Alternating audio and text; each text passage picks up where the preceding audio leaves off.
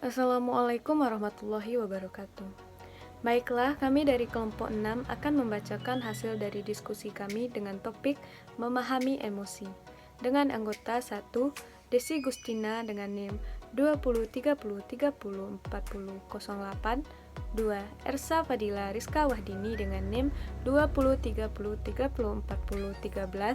3, Fitri Angelina dengan NIM 2030304016.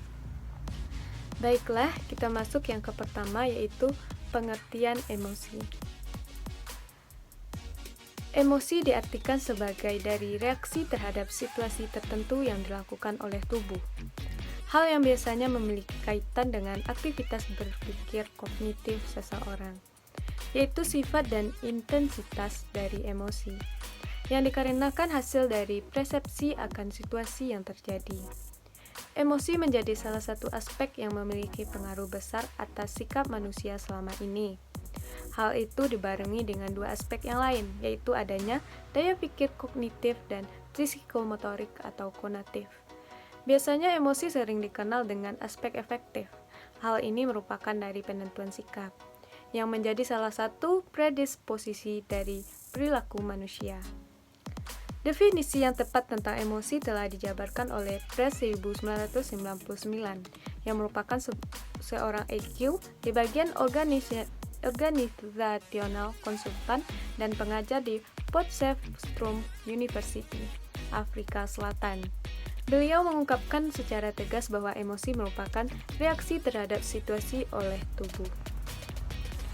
B. Sumber-sumber emosi. 1. Yaitu kualitas tidur. 2. Kepribadian. 3. Olahraga. 4. Suasana hari dalam seminggu dan waktu dalam sehari. 5. Stres. 6. Gender. 7. Usia. 8. Aktivitas sosial. Baiklah, saya akan melanjutkan materi yang telah dibacakan oleh Fitri Angelina. Bagian C, yaitu macam-macam emosi. Macam-macam emosi ini terbagi menjadi dua, yaitu 1. Emosi positif. Emosi positif adalah sebuah emosi yang menggambarkan perasaan bahagia, gembira, cinta, senang, dan dari seseorang. Yang kedua, emosi negatif. Emosi negatif adalah sebuah emosi yang menggambarkan perasaan takut, sedih, cemas, dan marah dari seseorang. Berikutnya D. Fungsi emosi. Fungsi emosi ini ada 3. 1. Bertahan hidup atau survival, yaitu emosi dijadikan sebagai sarana untuk mempertahankan hidup. Dalam hal ini, emosi dapat memberikan kekuatan kepada manusia untuk mempertahankan dirinya dari gangguan atau rintangan di hidupnya. Munculnya perasaan sayang, cinta, marah, cemburu, dan benci membuat manusia akan lebih menikmati dinamika kehidupannya bersama orang lain. Yang kedua, emosi sebagai pembangkit energi. Dalam kehidupan, emosi mampu memberikan semangat atau motivasi dalam kehidupan kita. Misalnya, perasaan kasih sayang dan cinta. Akan tetapi, emosi dapat pula berdampak negatif, yang akan berdampak pada suramnya kehidupan sehari-hari dan hilangnya semangat. Misalnya perasaan benci dan sedih. Ketiga, emosi sebagai pembawa pesan. Biasanya, emosi mampu memberitahu bagaimana kondisi orang-orang yang berada di sekitar kita, terutama orang-orang yang kita sayangi dan cintai, sehingga kita mampu melakukan apa yang sesuai dengan perasaan yang sedang mereka rasakan saat itu. Misalnya, seseorang dalam keadaan bahagia, maka kita akan merasa ikut bahagia. Begitupun sebaliknya, jika seseorang merasa sedih, kita akan ikut berempati.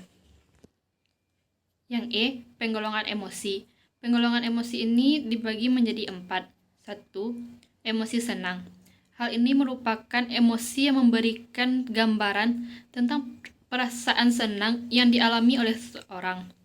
Hal ini terjadi dari bermacam-macam jenis perasaan senang, seperti bahagia, gembira, cinta, dan riang. Baiklah, saya akan melanjutkan materi dari rekan saya yang F, karakteristik emosi. 1. Temperamen atau kepribadian. Proses epigenetik evolusi budaya merupakan hal-hal yang dapat mempengaruhi emosi. Dalam hal ini, membuat emosi tanggap akan rangsangan yang berlaku. 2. Proses bioevolusi merupakan asal-muasal dari emosi. 3. Awalnya emosi diaktifkan oleh sebuah rangkaian dari proses persepsi yang sederhana. 4. Apabila emosi merupakan urutan yang pertama, maka emosi memiliki regulasi yang khas untuk memandu tindakan dan kognisi. 5. Fase dari proses neurobiologis merupakan komponen dari motivasi dan komponen perasaan yang unik dan khas. 6. Emosi pada dasarnya menyiapkan sumber untuk terus-menerus memotivasi dan memberikan informasi yang menjadi panduan dalam kognisi dan tindakan bekerja. G. Bentuk-bentuk dari emosi. Menurut Watson, manusia memiliki 3 untuk bentuk emosi dasar, yaitu 1. Fear. Emosi ini akan berkembang menjadi kecemasan atau anxiety. 2. Rage. Emosi ini kelak akan berkembang menjadi emosi marah atau anger. 3. Love. Emosi ini yang kedepannya akan berkembang menjadi emosi simpati.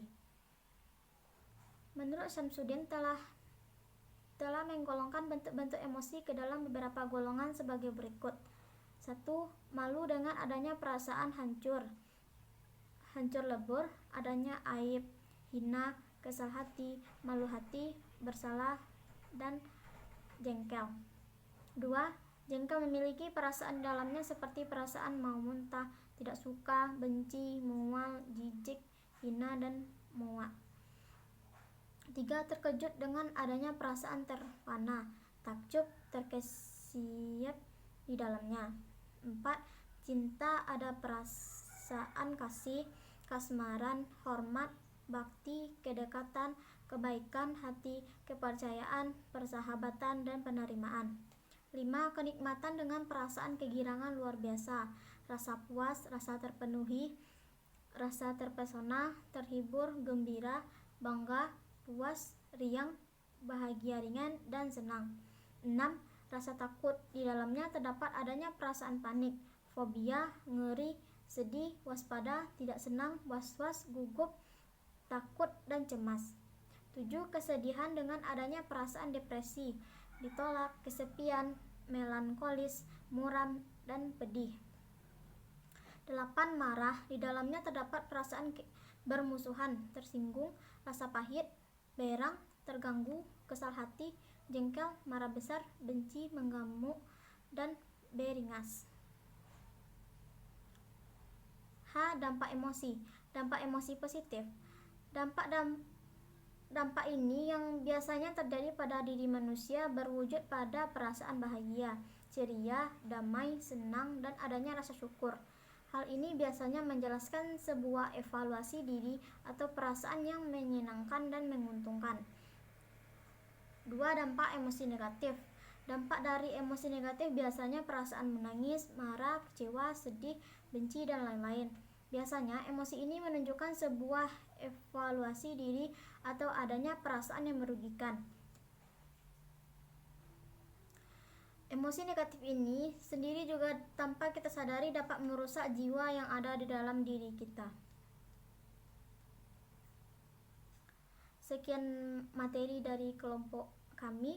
Saya sudahi dengan wassalamualaikum warahmatullahi wabarakatuh.